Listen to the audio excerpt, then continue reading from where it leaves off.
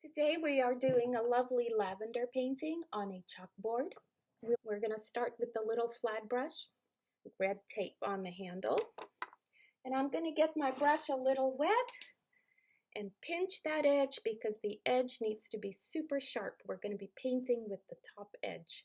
We're going to start with the stems. Mix some of my dark green with a little bit of white. Front and back on my brush like this, front and back, not too much paint. You want to unload excess paint on the edge of the plate. And I'm going to place a little dot somewhere slightly more than halfway down and in the center of the board, something like this.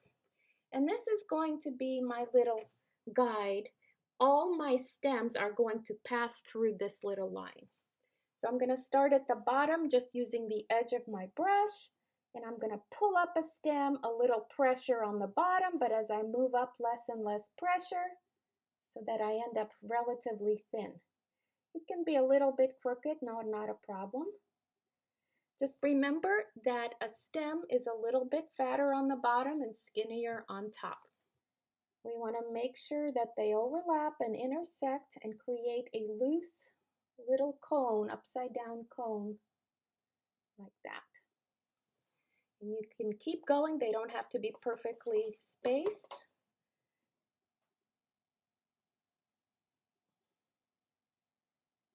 A little bit of water really helps on your brush to keep it as thin and sharp as possible and to have the paint flow better. Make them intersect as much as you want. Something like that. And right in here, we're going to have our little string that ties the bouquet together. So I'm just going to kind of lightly place a little indicator of where that's going to go. Don't get too close to the outer edges with your stems. Leave a little area for your bumblebee. Now, using your tiny little detail brush, I'm going to dip into my white paint, and I'm going to roll my brush in the white paint to make a sharp, sharp point, and I'm going to decide where my bumblebee is going to be. I would start with a little circle like this, smaller than a dime.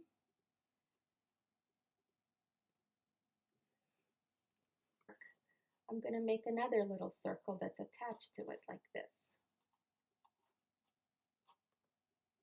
Same size, overlapping the first circle, but on a slight little angle like that.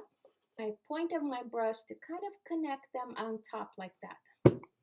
So I had one little circle, right here, and an overlapping circle off on a slight angle. I'm going to smooth out the outer curves to join them together like that, and then just make a little bump for the head that comes out like that. Okay, we're back. The painting should be dry by now, and I've mixed up several different shades of purple, some that are just purple and white, some that are blue and purple and white, and one that's pink and purple and white. And you're going to pick one of these, say this bluer one. I'm going to sing one little short little line like that. I'm going to actually get closer to the camera. Okay. And then from either side, I'm going to start making little V's that are pretty tight and close together. And it's almost going to look like a braid if you've ever braided hair. So basically, I'm just going to do that, leaving little gaps. And as you start to come down the stalk, they get slightly wider, and then they start to come in again. Now, as you have to refill your brush, you can dip in another shade of purple. You don't have to stick to this one. And I'm just going to overlap a couple of these pinker ones. And then you can keep going, just using my tiny brush. And now they're getting closer together, these little V's along the stalk, they're getting closer and closer together until you just kind of leave on a dot. Sure you alternate your purples as you continue with the other stalks. So if this one was kind of a darker one, make the other one either a little lighter or a little bit more pink. You can either start at the bottom and start making your V's. Remember, through the middle of each stalk, they get a little bit wider, the V's, and as they come up to the top point or the bottom point, they get narrower. Okay, so I'll get this closer to you. See how it kind of curls outward like that? And you just make sure it gets super, super fine and skinny at the very top like that. Fine and skinny at the top like that. And then go ahead and do all the stalks. And you can create an entirely new row that doesn't have a stem in it. Like over here in between these two, I'm going to maybe place a couple of, just create a whole new row because you can actually attach the stem later on. Start this one lower. I think I'm actually going to add a shorter one right here, even though I don't have a stem for it. I feel like visually it's going to kind of frame our little bumblebee nicely if I go ahead and put one here.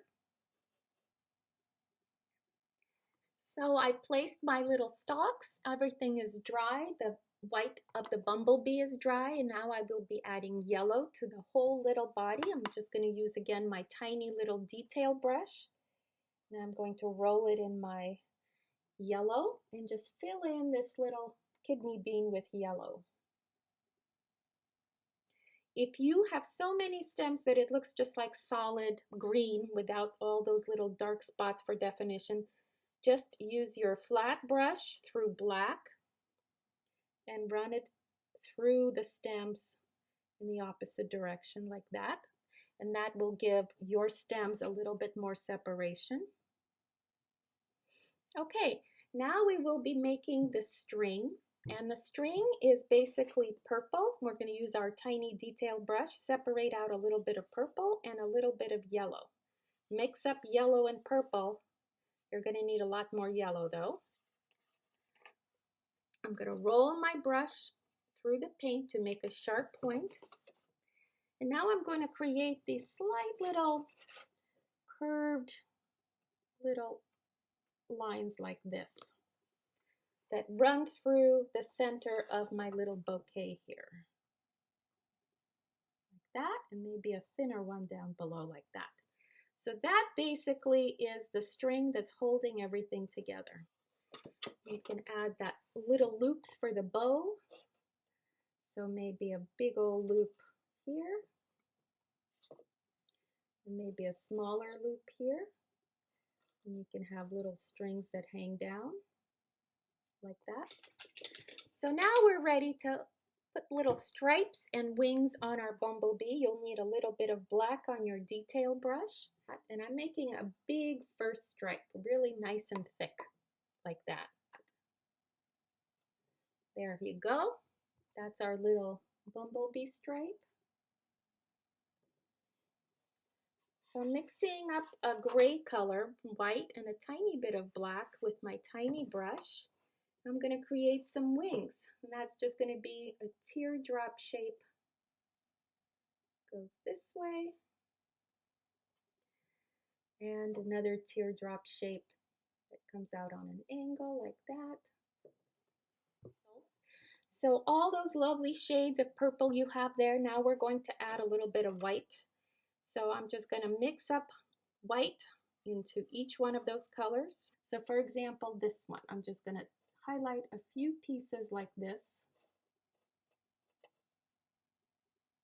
here and there, only on the upper tip of each petal. So here I'm highlighting with a bluer highlight as I get to the bottom of the stalk, because that usually is in shadow. Add a little bit of highlighting, making sure that the color underneath is still visible. So now we will add a little bit of white to our brown color that we mixed from purple and yellow. So we're creating a light tan color like this. Now we'll be highlighting the string from just the top edges of the string. So I want to make sure that the darker stuff is still showing. And if you like, you can use these tiny little motions to create a little texture like that on your string. And I'm going to highlight just one side of each loop, just the top side of each loop with the tan color, and maybe one side of each little string like that, just to give it a little depth and dimension. And if you get a little too much highlight going on there, just kind of remix some purple and yellow, maybe even a touch of black if you need to create little shadows that maybe you've lost.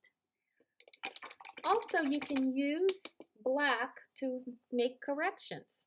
So we use black through the stems to give them more definition. You can use black through your petals, maybe add reverse little V's to show more detail. And you can use black to trim out your bee or maybe shrink the wings a little bit. But next we're going to use our tiny brush and a little tiny bit of black. And I'm just going to go inside my wings from the inside corner and create miniature little teardrops inside each wing. So now I'm going to get back into my gray color. That was the white plus a little tiny bit of black and my detail brush. And I'm going to add tiny little legs that kind of stick out from the center of my bumblebee on an angle. It doesn't have to be a lot of legs. It can be just a few. Here's a close-up. And the same thing for antenna. If your bumblebee has an antenna or a stinger, you can go ahead and have a couple come out the top of its head like that.